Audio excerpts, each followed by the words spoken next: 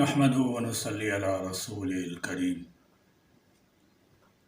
سید سلیمان ندوی رحمۃ اللہ تعالی علیہ کا ارشاد ہے کہ دنیا کے سٹیج پر فاتحین اور سپہ سالاروں کی ہزاروں قسم کی زندگیوں کے نمونے ہیں، مگر ان مختلف اصناف انسانی میں کس کی زندگی نوع انسانی کی سعادت، فلاح اور ہدایت کی ضامن بنی؟ کسی کی نہیں۔ قابل تقلید نمونہ شاہ مدینہ کی سیرت ہی ہے۔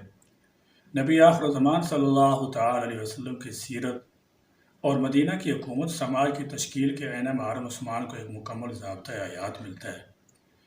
اس محل نظر کو حضرت نوح علیہ السلام کا جوش، حضرت اسماعیل علیہ السلام کا ایثار، حضرت موسیٰ علیہ السلام کی سعی، حضرت ہارون علیہ السلام کی رفاقت، حضرت یعقوب علیہ السلام کی تسلیم، حضرت زکریا علیہ السلام کی عبادت، حضرت عیسیٰ علیہ السلام کا زہد، حضرت ایوب علیہ السلام کا صبر اپنے حقیقی نقش و نگار سے مزین اور آراستہ حضور اکرم صلی اللہ تعالی علیہ وسلم کی ذات صفات میں ملتے ہیں۔ قادر مطلق نے نبی صلی اللہ تعالی علیہ وسلم کو تمام انبیاء علیہ السلام سابقین میں نمایاں بنایا اور امتیازی اور صاف و کمالات سے نوازا تھا۔ چونکہ آپ صلی اللہ تعالی علیہ وسلم کو ساخت پرداخت کا سامان غیب سے کیا گیا تھا، اس لیے آپ صلی اللہ تعالی علیہ وسلم میں ہر ادا کی ایک الگ ہی شناخت تھی۔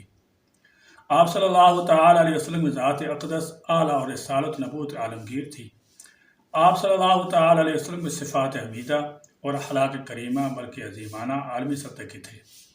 اخلاق و کردار میں، سیرت صورت میں خوبی ہی خوبی، حسن ہی حسن، قدرت کے بعد تنہا آپ صلی اللہ تعالی علیہ وسلم کی ذات بے نقص بے عیب تھی۔ گویا کہ آپ صلی اللہ تعالی علیہ وسلم کمال بشریت کے حامل، جمال انسانیت سے سرشار تھے، اور اس وقت کی متعفن دنیا کو ایسی باکمال باجمال انسان کی ضرورت تھی جو اپنے کمال حسن و جمال اور کمال خلق عمل سے سب پر چھا جائے اور دلوں کو مسخر بلکہ اپنی پاکیزہ خوشبو سے فضا کو معطر اور اپنی ضیابار روشنی سے ماحول کو منور کر دے۔ دیکھنے میں بھی کچھ اس طرح ہے کہ پوری انسانی برادری بلکہ پوری کائنات نے پرتپاک انداز میں استقبال کیا، اسے گلے سے لگایا، دل میں بسایا اور پلکوں پر بٹھایا۔ کیا بشر و ملک، کیا جن و انس، کیا شجر و حجر، کیا دشت و کو، ذرہ ذرہ، بوٹا بوٹا، آپ صلی اللہ تعالی علیہ وسلم کی آمد ناز پر نغمہ سنج ہو گیا۔ الغرض موسم ربیع میں آپ صلی اللہ تعالی علیہ وسلم کی ولادت سے ایک طرف دنیا میں بہار آئی تو دوسری طرف اسماء مبارک میں آپ صلی اللہ تعالی علیہ وسلم کی وفات سے خزاں چھایا۔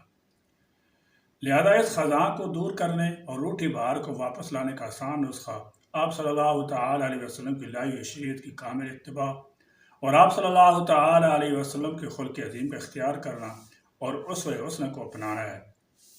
اللہ تعالیٰ جل شانہ سب کو بھرپور توفیق دیں، آمین یا رب العالمین۔ وآخر دعوانا الحمدللہ رب العالمین۔